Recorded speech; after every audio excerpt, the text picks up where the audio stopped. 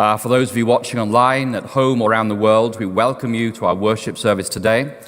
And I'm going to be sharing today my sermon is entitled Money, Money, Money. And I want to share about this because money is a very important thing in life. And most people want more money. But money actually has an important part to play in end times. And so my message today is going to be focusing on the role of money, and it ties in with the other talks that have been given over this Religious Liberty weekend. This afternoon, Eva Tompkins, a lawyer from New York, she'll be sharing with us about what CBDCs are, how they operate, and how they're going to impact us and our religious liberties in the very near future as we enter what will essentially be a digital dungeon. But today, this morning, I want to talk about money and how it relates to the mark of the beast and how are we going to live in these troubled times. Because I don't want you to come away with this message with a sense of fear. I want you to come away with this message with a sense of renewed determination to light a candle in the midst of the gathering darkness.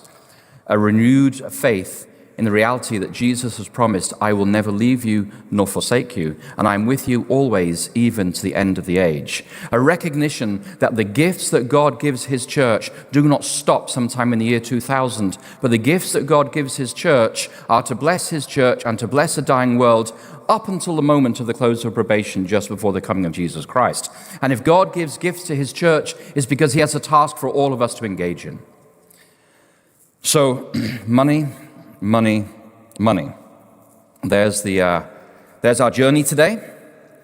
We're going to be looking first at the meaningless mark, then the disappearing dollar, then the heavenly currency, before we come to our conclusion. So, as we're all very painfully aware, we've all experienced inflation in one way or another over the last 3 years. Is that true?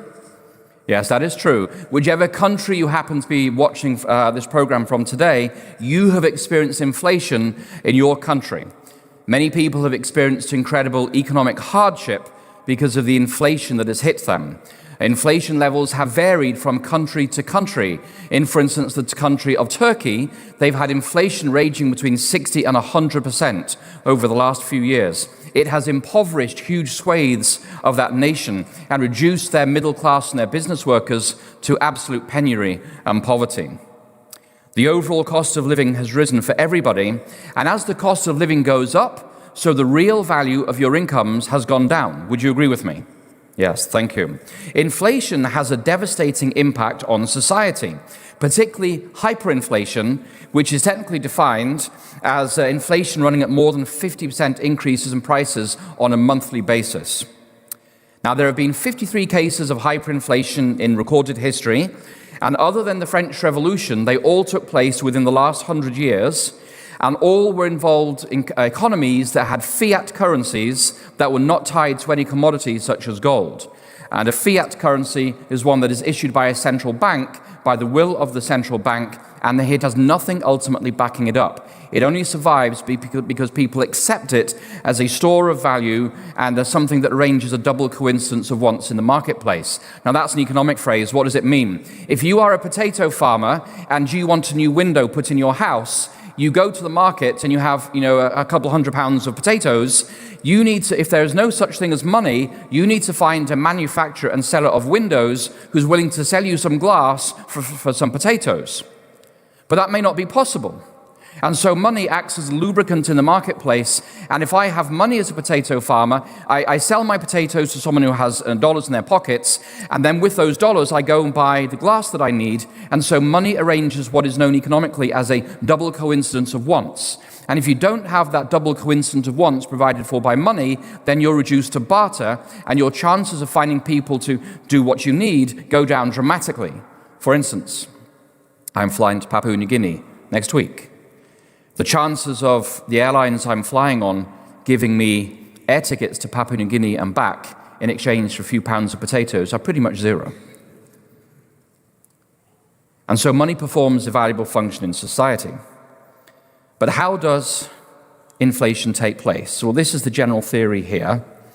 You start out when an economy is hit internally by poor and unwise economic policies, or externally by things such as war a trade dispute or a pandemic. This leads to a reduction in economic output. This in turn means a loss of tax revenue for the government. Governments don't like to lose tax revenue. They want to spend ever more increasing amounts of money, so they turn to money printing to make up the shortfall in tax revenues. This then leads to an excess of the money supply. And when you have too much money chasing too few goods, you end up with what is known as inflation. And as people experience inflation, they start to lose trust in their currency. When people's money is losing value, then the traditional virtue of saving is now counterproductive. Why would you save money in a bank paying you 1% interest when inflation is running at 10%? It makes sense to receive your wages and immediately spend them, to gain as much purchasing power from that money in your pocket, and it makes no sense to save money, one of the traditional virtues of society around the world, because of the impact of inflation. So people lose trust in their currency. They no longer save for a rainy day. They learn to spend their paycheck immediately to avoid losing purchasing power. And if everybody acts rationally, and when you receive your wages, you immediately spend it, that increases what is known as the speed of money flowing through the economy, known as the velocity of money. So if I receive my wages on the first of the month and I spend it all on the first of the month, and everybody else spends their money on the first of the month, what does that do to inflation in the immediate term? It pushes it up even higher because as everybody's spending all of their money at the same time. And so it becomes a self-fulfilling prophecy. Are you following this? When you believe there is inflation, the rational thing to do is not to save, but to spend immediately. And when everybody starts spending immediately, that forces the prices up. And that means there is more inflation. So when you get your next paycheck, you spend it immediately again. It becomes a self-fulfilling prophecy, and the currency starts to lose its value on a regular basis. But while we focus on the symptoms of inflation, we all complain about the rising prices, the cost of gasoline. If you're living in a rental in America in the last 3 to 4 years, you've seen your rental prices skyrocket.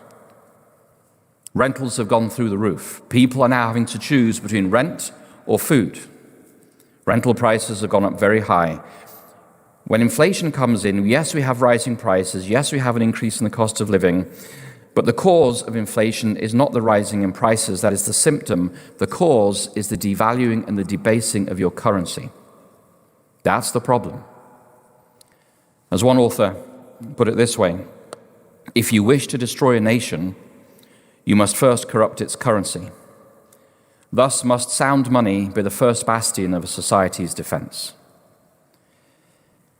The problem in inflation is not just that prices are going up. It's the fact that the currency is being devalued, and as the currency is devalued, you are devalued as a human being. Why do I say that? If hypothetically, you earned $1,000 a month in 2019, and that paid for your basket of goods for you to live. Now in 2024, you have to raise $1,200 a month to obtain the same basket of goods. That means you either have to work 20% harder for the same output and outcome 4 years ago, or you accept a 20% reduction in the standard of your living. What this means is that your labor, your skills are being eroded with the inflation. The value of your contribution to society is eroding with inflation. And you reach the point, and many already have reached that point, where they say, there is no point in working because my labor and my skills do not provide for the basket of goods I need to live. Are you following this? So your skills, your qualifications, your ability to put bread on the table and pay for a roof over your head are all eroded with inflation, and your contribution, the value of you to society, is being eroded as well. It's not just that prices are going up. You as an individual are being eroded in value in the terms of the contribution you make to your community. And the net result of this is people increasingly are saying, it is not worth working because the wages I earn don't pay for the bills I have. I need to do something else, such as rising crime. Inflation is not just a rise in prices. If left unchecked, it will destroy any society. And the trauma of systemic and unresolved inflation prepares that nation for economic authoritarianism and for false worship, where liberty of conscience is denied. I'm going to go over this morning a prime example of this that has parallels to what is happening today in the United States. And I'm going to talk about the Weimar Republic in Germany from the end of World War I to 1923 and the collapse of the German mark. So in 1914, World War I broke out. The British and the Germans both expected a quick victory. Everybody was singing about, we'll be home by Christmas of 1914. But the reality of modern warfare and trench warfare set in, and by 1916, both the British and the German economies were in deep trouble. In Germany in particular, because they were unable to secure a speedy victory, the German authorities decided to finance the war through abandoning the gold mark, the mark that was tied to the value of gold, so you could theoretically hand a mark into the German central bank and receive a certain amount of gold in exchange for it. Because they needed more money to pay for more weapons and more munitions, they decided to turn on the printing presses and start printing German marks. They started raising war loans. They said to the population of Germany, if you pay us this money, give us a loan, we call it a war bond here in the United States, we will pay you a certain amount of interest on this bond that you've given us, and after so many years it will mature, and many patriotic German citizens bought the German bonds, just as they did in Britain, just as in America people bought war bonds during World War II. It was your patriotic duty. They raised war loans, they printed money, and they abandoned the gold standard of the mark. Now, by the end of World War I, with the loss of her colonies, her economy devastated, millions of men dead, Germany needed to make colossal war reparation repayments to the Allies, in particular to France. And part of the reparation deal was that Germany would send coal and iron to France. What this did was there was not enough coal to keep the German homes warm in the winters, which were cold, and people were freezing in their homes across Germany. And when all this free coal and iron went into France, the unintended consequence was that the French mines and the French ironworks all started to close down because they couldn't compete with the free iron and coal coming from Germany. So these war reparations were counterproductive for everybody, and the bitterness, the seeds of bitterness they sowed ultimately reached a bitter harvest 20 years later. In Germany, 1918, prices were rising, millions were living in poverty. So what did people do with their situation of inflation? Well, one of the first things they did was they started gambling and speculating on the stock market, because you can make rapid gains that way. Another thing they would do is they would buy and sell foreign currencies, because it was better to hold a dollar, a pound, or a Swedish krona rather than a German mark, because those foreign currencies held their value. So citizens sold their marks as fast as they could and turned them into foreign currencies in order to maintain their purchasing power and avoid holding on to their rapidly depreciating German marks. Individual citizens were making rational decisions, and in the process they were exacerbating the national catastrophe. German businesses held large foreign currency accounts overseas. They turned their marks into anything that had real value: land, industrial equipment, artwork, pianos, jewelry, and precious metals. What happened on the streets of Germany? Well, if you know your history, you know that the German government was fearful of a communist takeover. And when economies collapse, there is a rise of extreme political parties on the right and on the left. There were daily street battles between right-wing nationalist militias, sometimes known as the Freikorps or the Free Corps, and communist groups such as the Spartakists. There was civil unrest. There were people who were pillaging the stores. The city of Vienna was looted by a mob of 30,000 people desperate for food. People were desperate to get anything of value and anything that they could eat. The government started printing money to keep the economy going and to keep citizens in employment. Nobody recognized the underlying link between the massive increase in supply of marks and the resulting price inflation. And as the government printed more money to meet the increased prices and the needs of the wage demands of the unions, so the increase in money supply led to more inflation, which meant to higher wage demands, which required more printing of money. It was a bitter downward vicious circle. By 1920, the smaller salaries in Germany had increased 2 to 4 times, but from 1918 to 1920, the cost of living had risen over tenfold. In August 1920, it became clear that Germany would not be able to make her reparation payments to the Allies, and so the mark started to collapse on the international exchanges. And when a currency collapses, not everybody is impacted in the same way. We saw in the pandemic that when the government imposes a lockdown, for some people it's not that bad actually, and for some people it's devastating. Would you agree with me? When the lockdowns came to our family, because we live in the countryside, we could go for a 5-mile walk every day, and we were quite happy to be all locked down at home because we could walk out in the countryside. But if you were living in an apartment in Manhattan or New York, it was a very different experience, the lockdowns. And so when the money collapses, different sectors of society do well and other sectors of society are impoverished. So for instance, when the currency collapsed in Germany in 1918 to 1923, people stopped spending on legal issues because they were too worried about daily survival, so lawyers mostly went out of business. When the currency collapsed, people couldn't afford for more advanced surgeries, so they just accepted they were going to die, and so there was a lot of unemployment among the medical professions. When the economy started collapsing, corruption became rampant in the public sector as public officials wanted bribes to do what they were being paid to do by the government, but because their official salaries were worthless, they wanted money from every person they met in order to do their job. Corruption became rampant in the public sector. When the economy collapsed, unions became extremely powerful. And Sister White tells us about the power of unions at the end of times. Unions became powerful because when workers got together, they could negotiate inflation-busting pay rises with their employers. And what they agreed was that payrolls shifted from being paid on a monthly basis to a bi-weekly basis, and by 1923 payrolls were being paid on a weekly basis, and in some cases people were being paid on a daily basis, because if your salary was, let's say, 500 marks in the month, and you were paid on the first day of the month, you could exchange that for a few goods. But if you were paid at the end of the month, those 500 marks wouldn't pay for anything.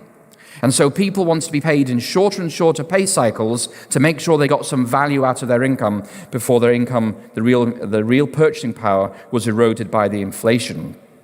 Shops were overwhelmed by shoppers, desperate to turn their goods into cash. There was a buying frenzy in Germany in 1920 through 1923. If you had money, you went and you spent it. And in cities across Germany, the authorities would close the stores at 2 p.m. every afternoon, because if they didn't, the shops would be sold out completely and there would be nothing for the next day. There was a frenzy of buying, and because people saw a frenzy of buying and a frenzy of material acquisition and a frenzy of financial speculation in financial markets, people thought the economy is booming. No, these are the death throes of a dying economy. Local authorities shut the stores to stop them selling out completely, and prices rose dramatically. There are these urban stories of going into a cafe and asking for a cup of coffee at 5,000 marks, and when you paid for the cup of coffee 30 minutes later, it was now 8,000 marks. This is how fast the prices were rising by the minute, and people simply couldn't keep up. Because of the collapse in the economy, the taxation system collapsed. See, if you were paid on a weekly basis, which was mostly the lower segments of society, they had to pay taxes on a weekly basis. Therefore, there was some value to the taxes that they paid. But if you were paying your taxes on an annual basis at the end of the financial year, you were paying taxes on stuff that happened 12 months ago, and the economic value of those taxes was now worthless. So because the taxation system collapsed, the wealthy achieved more wealth because the real value of their taxes was evaporated by the inflation, and the poor were paying the burden of the taxes. However, by 1922, only 4% of government money came from taxation, and 96% of the German budget came from the printing of money. 96%. Now in America, we're running a $2 trillion budget deficit year on year now. Yeah, we're almost printing half of our annual federal budget. We're not far behind where the Germans were in their stage of economic collapse. How did the government meet this demand for money? They set up dozens of print shops in Berlin. Thousands of printers worked 24/7 to print stacks and stacks and stacks of marks.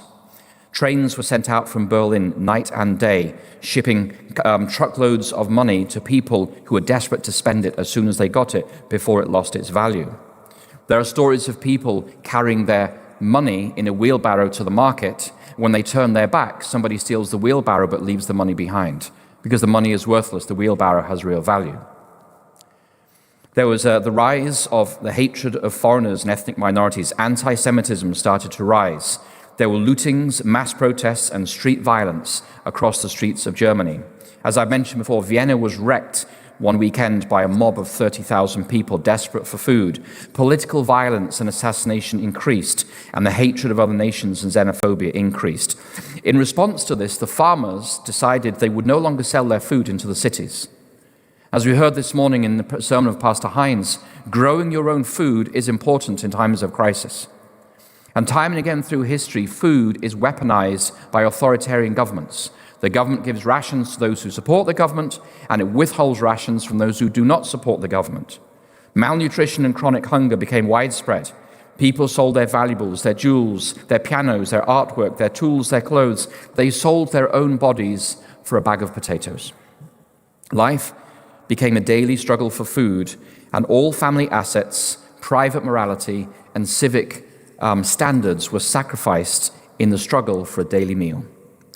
There was a British diplomat in Berlin, a man called Dr. Joseph Addison. He wrote home to London, and this is what he said. He says, "The daily creation of fresh paper money, which the government requires in order to meet its obligations both at home and abroad, inevitably decreases the purchasing value of the mark and leads to fresh demands, which in turn brings about a further decline, and so on ad infinitum." End quote.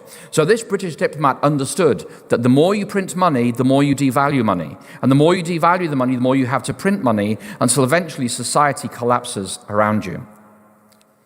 Nobody knew or seemed to care about this, though. It appeared to many people on the streets that the value of the dollar was increasing and that the price of food was increasing, but people didn't seem to realize the underlying problem was the collapse in the intrinsic value of the mark. And just give you an indication of how the mark declined, in January 1914, before the outbreak of World War I, there were 20 marks to the pound. By the end of World War II, August 1920, there were 310 marks to the pound. By November 21, there were 1,040 marks to the pound, and then hyperinflation kicked in. April 22, 2,200 marks to the pound.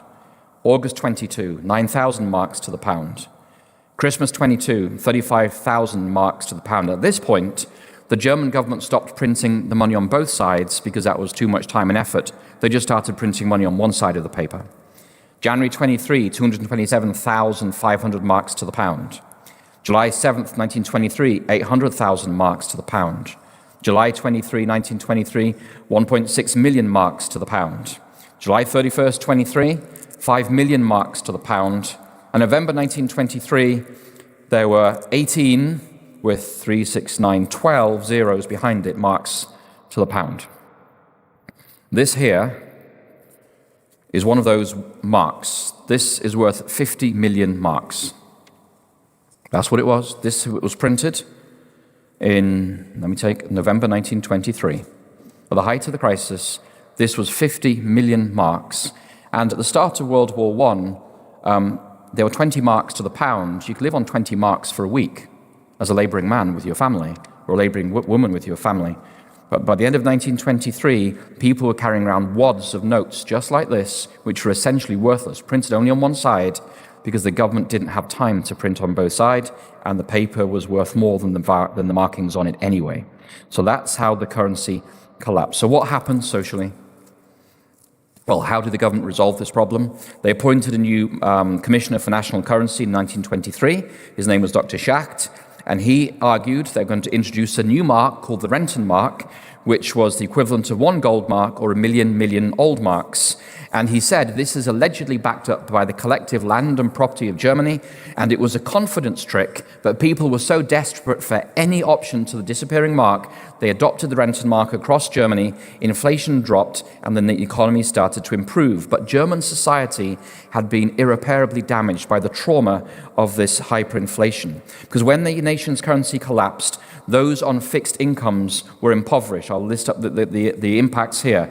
There was poverty for those on fixed incomes. The savings were wiped out of pretty much everybody in the country. So if you had retired in 1915 or 1918 and you hoped to have 10, 20 years in retirement on your savings, you had a rude awakening. Your money was now worthless. And there are people today in America who are retiring and discovering that the value of their life labor, that is their savings, is now disappearing in front of them. It's a great tragedy. The middle class was destroyed. There was rampant financial speculation. There was a collapse in a sense of civic responsibility. There was a collapse in personal morality and national morale. Unions became very powerful, negotiating inflation-busting deals. Trust in public institutions collapsed.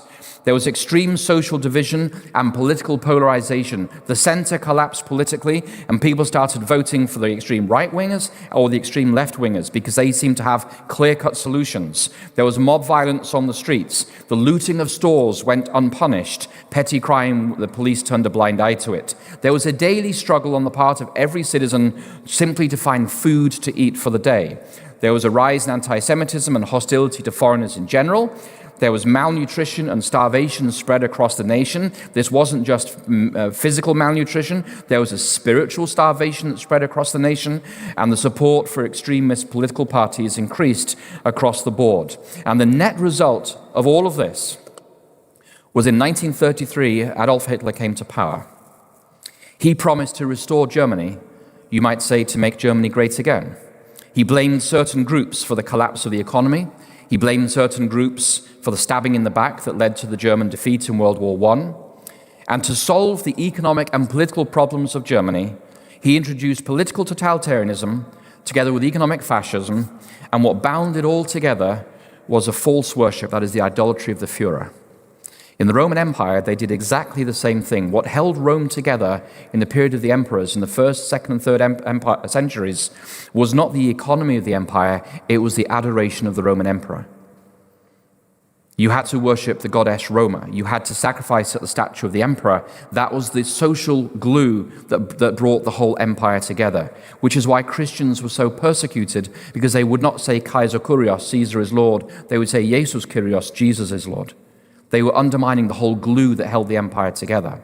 It wasn't just a matter of a few words. And Adolf Hitler understood this, so he introduced political totalitarianism with economic fascism, and it was held together by the glue of idolatry or false worship, that is the idolatry of the Führer. So inflation, therefore, is not just increases in price of gas at the gas station. Inflation can lead to terrible consequences if unchecked in a nation. It destroys a society from within. And the trauma of unchecked inflation and a disappearing currency prepares a nation to accept economic authoritarianism on the one side, political totalitarianism as well, and the denial of liberty of conscience as false worship replaces true worship as the glue that holds society together. So there's the historical backdrop. And where are we today? Well, World War II ended with the United States as the dominant economic power on planet Earth. We owned 80% of the world's gold reserves.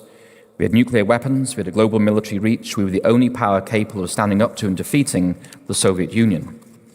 But we have enjoyed three generations of incredible wealth and global power. This has not brought us happiness or peace within. This has brought us moral degeneracy and the philosophy of despair that plagues our schools today. As a nation, we're not just abandoning our past, we are abandoning God. And we're replacing God with a philosophy of despair. We're now facing a currency crisis, a debt crisis, and a pensions crisis, all of which will lead to a political crisis unseen in our national history. Now, empires have different stages. The age of the pioneers, the age of conquest, the age of commerce, the age of affluence, the age of intellect, and the age of decadence. And we are in that age of decadence and decline today. In the stage that we are now as an empire, the energy, youth, vision, and values of our founders are long gone. Our civil institutions are failing before our eyes. Cynicism and pessimism have set in across the nation. These in turn hasten the internal social and political decline. The byproduct of despair are frivolity and sensual indulgence. These are the frequent companions of pessimism. Let us eat, drink, and be merry, for tomorrow we die. Decadence is a moral and a spiritual disease, resulting from having too much wealth and too much power for too long on the part of those who never earned it in the first place, which is where we are as a society today. This produces cynicism, frivolity, moral decadence, and a decline of religion. This is where we are as a nation today. And I'm sorry to say it. I became a US citizen in 2016, and one of the greatest privileges of my life, but First and foremost, I and I hope we are citizens of God's kingdom. And that is where our primary loyalties lie. And when Jesus comes again, every earthly nation will be destroyed by the glory of his coming. So we are to preach and live for and uphold the principles and values of the coming kingdom of glory rather than any empire that still exists on our planet today. The United States' end-time role is described in Revelation 13:11 through 18. You're familiar with that passage.